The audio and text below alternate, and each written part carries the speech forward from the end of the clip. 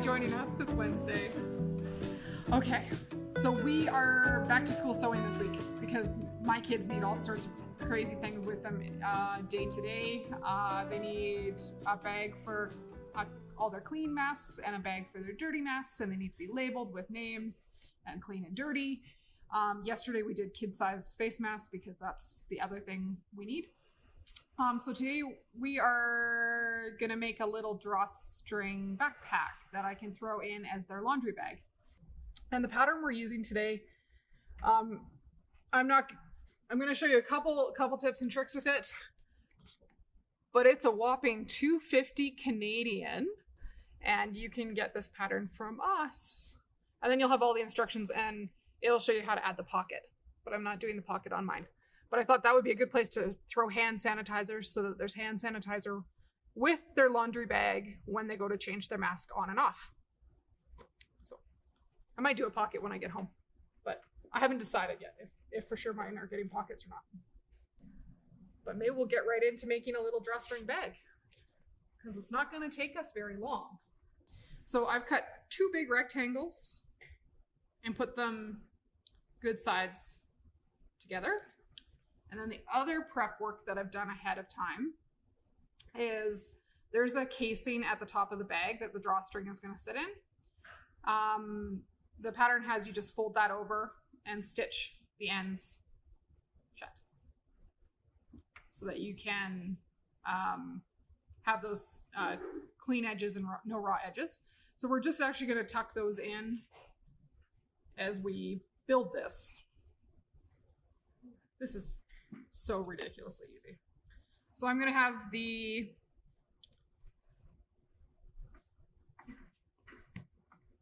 pinkish background fabric as my outside fabric. The blue is my lining, and the accent on the outside will be my casing with the other colored flowers. So at each end, that casing piece that you've already made gets sandwiched in.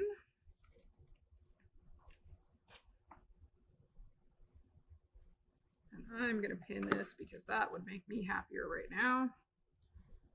It's just long enough that I don't want to lose things on the floor when I go to pick this up and move it to the sewing machine.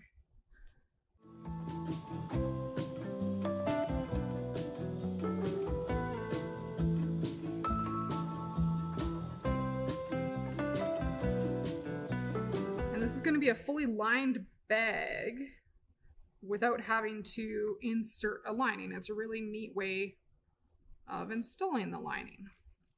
So we have a long rectangle with casing pieces pinned in either long end, and we're going to sew most of the way around and leave a gap for turning, which seems pretty straightforward and easy.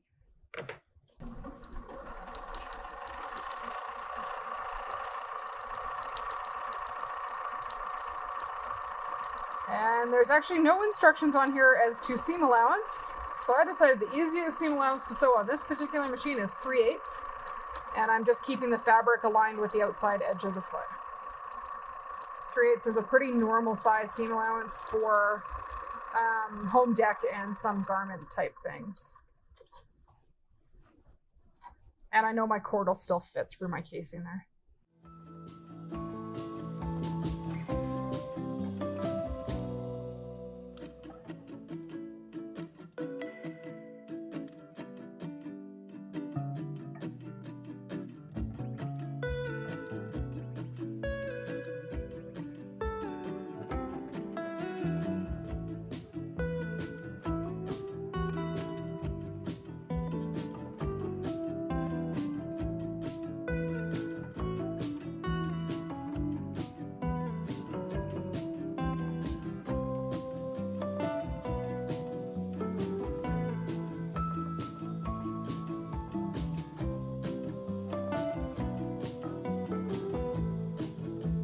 So I can see where I started. I'm back to my beginning side again. And I'm going to leave about 4 inches, which for me is enough to get my hand through.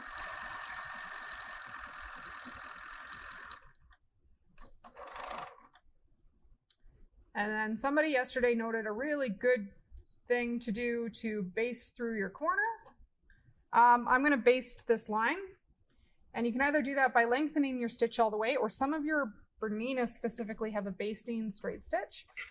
And the way this stitch would work on this particular machine is it's stitch number 30, and the stitch is programmed to stop with the needle in the down position, and you're going to use your knee lift to move to baste this line. So you're going to use your back kick on your foot pedal to raise the needle, pull the fabric through,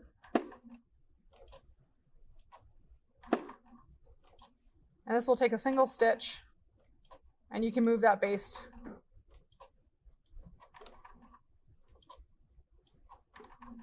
kind of as far as you want. This is much easier to see in person.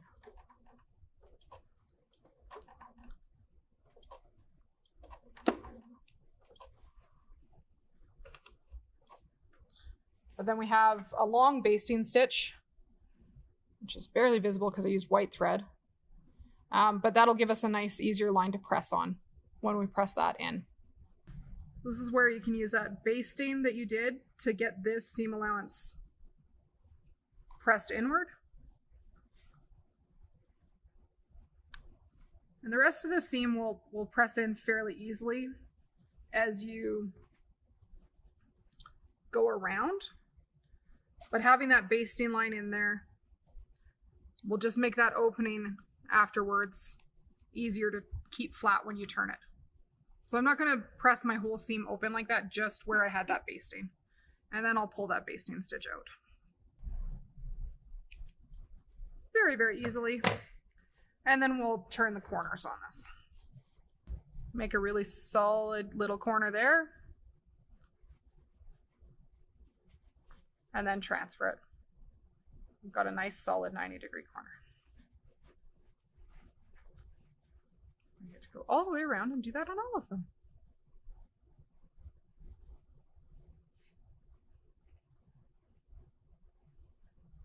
I think this works better with longer nails.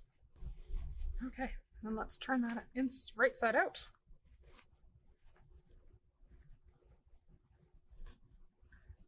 And at this point, you have a lot of options as to how you want to do things and decorate this little bag. Because you could do some decorative stitching all over it.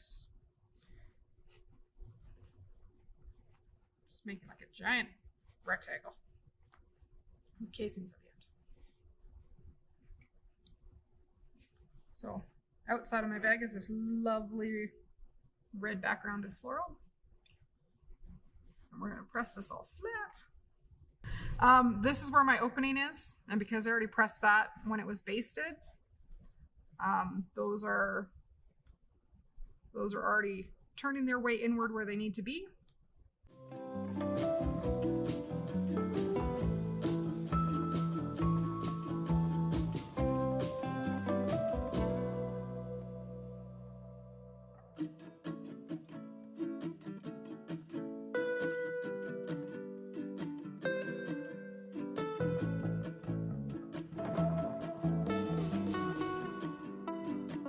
So the next step here would be to top stitch all the way around the exterior of this, and that would close up our opening over here. And then we're ready to assemble our little bag, almost. We have one more piece to press and prep. The next instruction that's in the pattern for making where the little tabs where the drawstring is going to be held down at the bottom of the bag tells you to turn a 4-inch long little tube, which is probably the hardest way of making a strap piece. So we're just actually going to press that and then sew it the easy way and make our lives a little simpler. So rather than trying to turn a tube that's skinny mini, we'll take that piece that they recommended. We'll press it in half. And we'll press each end in.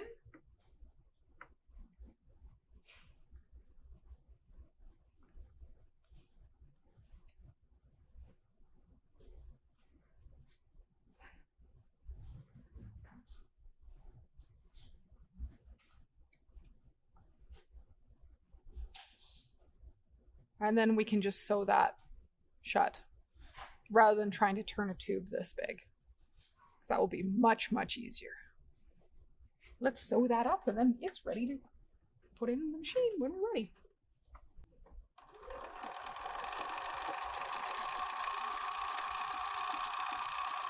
Just gonna top stitch that side.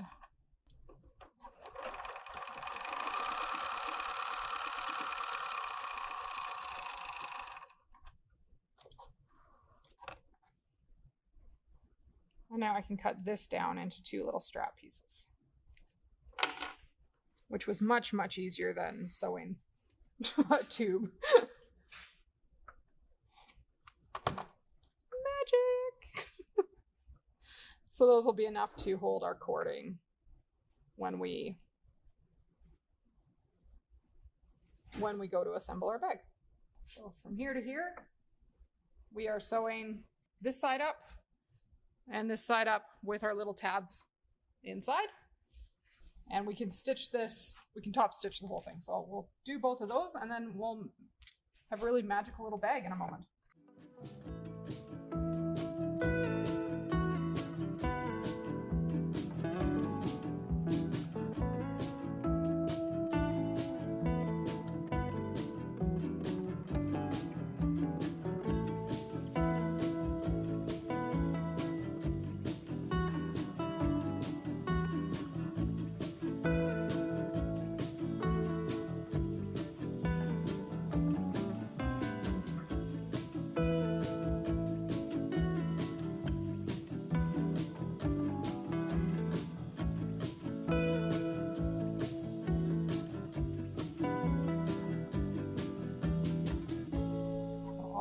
All the way around with that top stitching.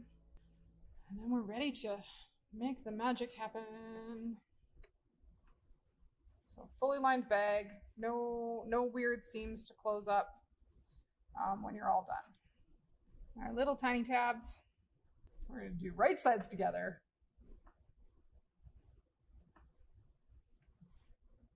Right sides together, that's our good side. That little tab is gonna get tucked in that way. Oh, so it'll be right at the bottom. That makes sense. So, little tabs held in. We're just going to sew up the sides and then flip it. Quick and painless. The other thing you guys should know is if you're trying to start and it's really thick and bumpy and your presser foot is sitting up at an angle like this, your machine is going to struggle. So you would probably need something that may or may not be in my stash of goodies. Is called the Bernina height compensating tool. So if you're trying to start and at the beginning your presser foot is sitting up at an angle, you're going to have a really hard time getting your machine to go. There's not enough pressure on the fabric to get the fabric to move. The trick to that is to get your foot leveled out. So the height compensating tool is 3 kind of like silicone layers, and you can use 1 or 2 or all 3. And what you're going to do is set that behind the foot or in front of the foot, wherever you're having trouble getting up and over the hump of fabric. And then the other thing you can do to get started is to back up into that lump. So both ways will work, but if you have your little height compensating tool ready to go, you will be ready when things go weird on you.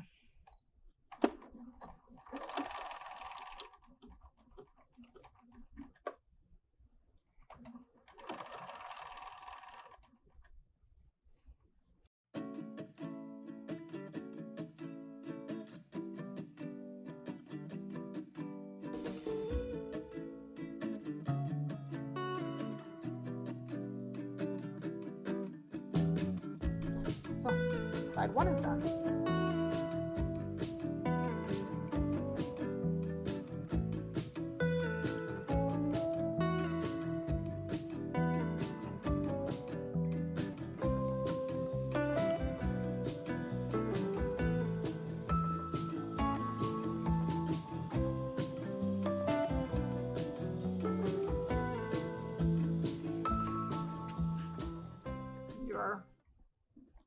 Fancy fold on our corner again. This one's going to fold pretty easily. There's only 2 little corners to fold where your little tabs are hanging out. Oh, yours. That's teaching books. Okay. Look at that. A little bag with casings. 2 casings at the top. 2 little spots at the bottom.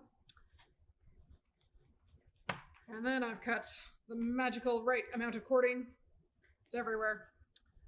It's cut into 2 pieces equal length. And the way these get routed, I have a safety pin though. We talked about adding the bodkin to the mix. Bodkins make fishing things through casings really, really easy.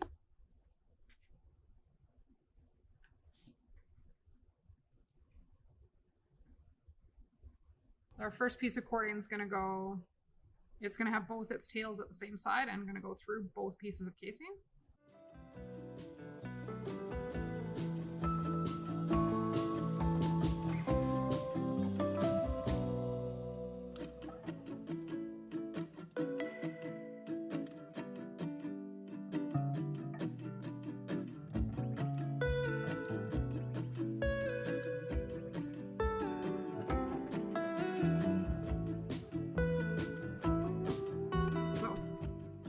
Your first piece of cord will have 2 tails, one coming out of each casing at the same side of the bag. And you want those relatively even.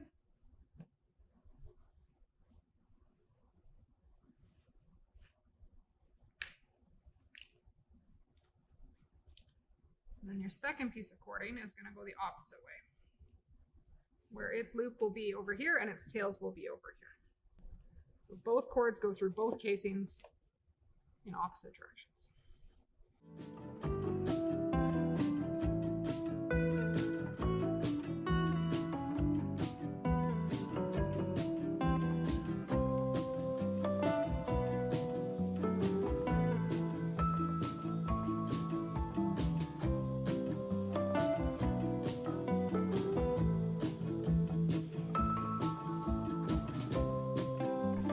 Those 2 tails on that end. Those 2 tails on that end. These guys are the same string. These 2 are the same string.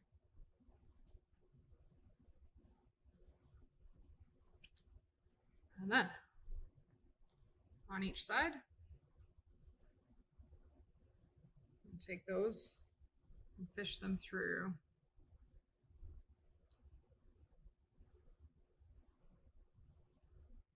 our little tiny strap holder at the bottom. Again, bodkin would be great.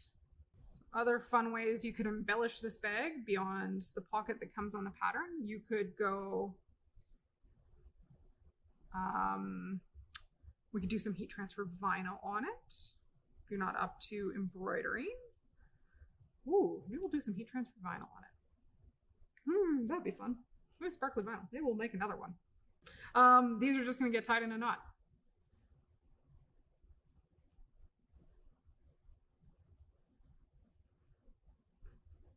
And that knot's big enough to not pull out.